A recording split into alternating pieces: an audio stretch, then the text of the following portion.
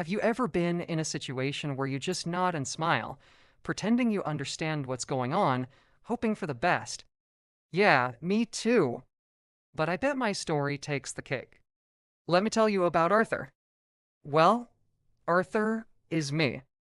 This all started last week at a neighborhood potluck. I was trying to be my usual charming, worldly self. You know, mingling, tasting exotic dishes I couldn't pronounce, the whole 9 yards. That's when I met Elena. She was new to the building, just moved from, well, somewhere I clearly don't know the language of. She was animated, passionate, and speaking this beautiful melodic language. And me, I was captivated. I stood there nodding like a bobblehead in a hurricane, throwing in a few aha, S and O, really? S for good measure. I was convinced I was nailing the whole I'm a great listener vibe. She seemed so pleased with my understanding, her eyes sparkling. I thought, Arthur, you've still got it. You're connecting on a deep spiritual level. I was so deep in my own charade, I didn't see the iceberg dead ahead. After about 10 minutes of my expert nodding, Elena's monologue seemed to reach its grand finale. She pulled a piece of paper and a pen out of her purse. It looked official, with some kind of letterhead. She gestured to it, then to me, then back to the paper, speaking with what I interpreted as immense gratitude. My brain, high on the thrill of this cross-cultural connection, came to a brilliant conclusion. She must be asking me to sign a petition. Maybe to save the local park. Or perhaps it was a recommendation for a community award for being such an empathetic neighbor. Clearly, I had made a huge impression. So, what did I do? With the flourish of a king signing a royal decree, I grabbed that pen and scribbled my name, Arthur J. Pendleton, right on the dotted line. I even gave it a little underline for emphasis. I handed the pen and paper back to her with a confident, self-satisfied smile. Mission accomplished. I had helped a neighbor in need, and I didn't even need to know the details. What a guy! And that's when my world tilted on its axis. Elena beamed, taking the signed paper. She said something that sounded like Gratches or Merci or something equally positive, and then she leaned into the hallway and called out two names I couldn't understand. Suddenly, two tiny human tornadoes, a boy and a girl who were identical down to the chocolate smudges on their cheeks, came running out. They looked to be about 3 years old. Elena gave each of them a kiss, pointed at me, and said something that sounded very much like a final instruction. She then placed a small, brightly colored backpack in my hand, gave me a cheerful wave, and walked out the door, disappearing down the hallway before I could even process what was happening. I stood there, frozen, holding a superhero backpack, with two toddlers staring up at me with wide, expectant eyes. The silence in the apartment was suddenly deafening, broken only by the little girl pointing at me and saying a word that probably meant weird tall man. My brain finally rebooted. I stared at the twins. They stared back. It was a standoff. My confident smile had melted into a mask of pure, unadulterated confusion.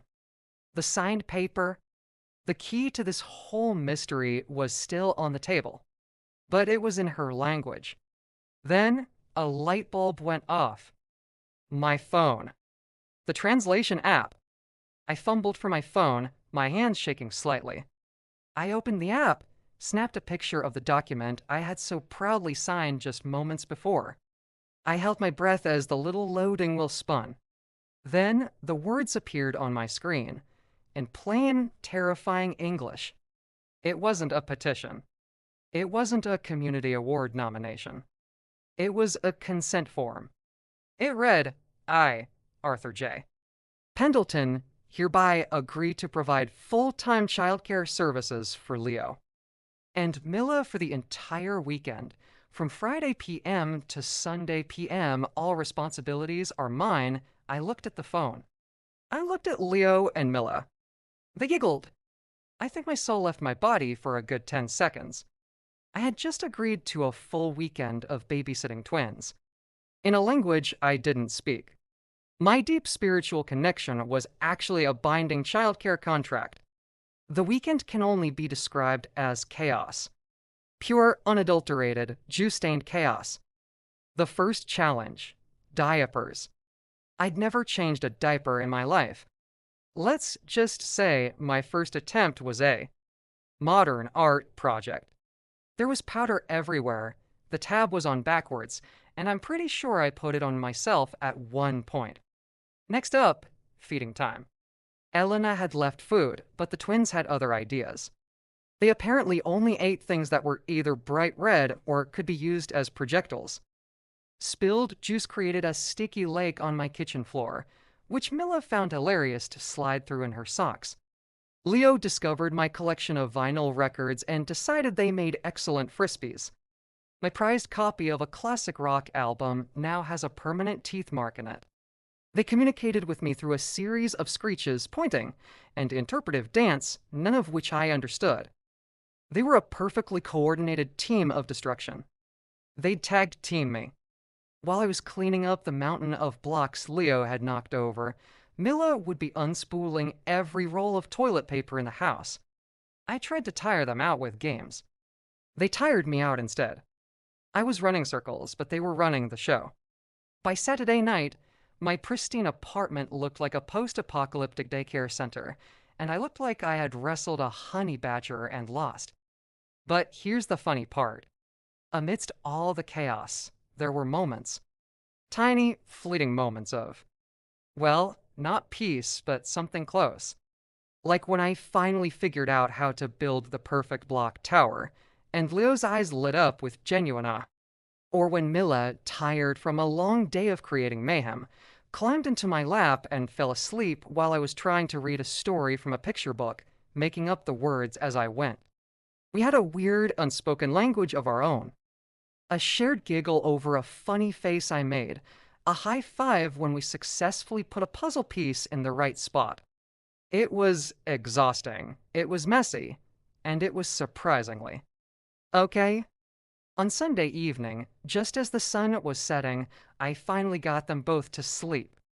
I tucked them into the makeshift beds I'd made, and for the first time all weekend, the apartment was silent. I tiptoed into the living room and collapsed onto the couch, a weary but victorious soldier. My apartment was a disaster zone. I was covered in what I hoped was jam, and I was more tired than I had ever been in my entire life. And as I sat there in the quiet, a single thought popped into my head. After this entire ordeal, after 2 full days of nonstop madness, I realized something. If I needed to, right at that moment, I still didn't know how to say the word help in their language. Maybe next time I'll just learn to say I don't understand. It's probably a lot easier. Thanks for watching, and if you've ever found yourself in a similar situation, let me know in the comments. Don't forget to subscribe for more questionable life choices.